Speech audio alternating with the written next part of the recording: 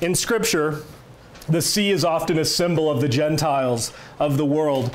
When Jesus walked on the sea, he was signaling his dominion over the Gentiles, placing them underneath his feet. When Abraham walked Canaan, he signaled his dominion over the land. He was doing the same thing. And when Isaac and Jacob walked through Canaan, they also did the same, placing Canaan under their feet.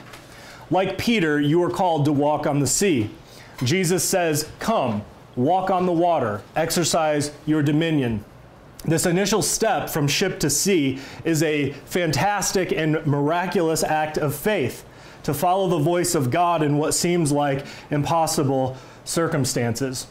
And yet it was not the initial step from ship to sea that bothered Peter, but the later steps, when the wind was boisterous, when the Spirit of God caused the nations to rage.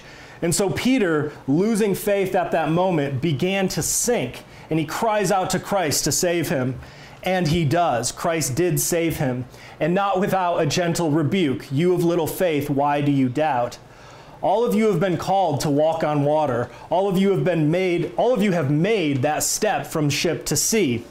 And yet, Christ calls us to keep walking, one step in front of the other, full of faith, with our eyes fixed on him. And maybe you find yourself afraid of the wind. Maybe you find yourself sinking, overwhelmed, concerned with the cares of the world. Faith diminished, eyes averted, focus adrift. If that's you, cry out to Christ to save you. Ask him to grant you greater faith. "I believe, Lord, help my unbelief." And he will. He will restore you.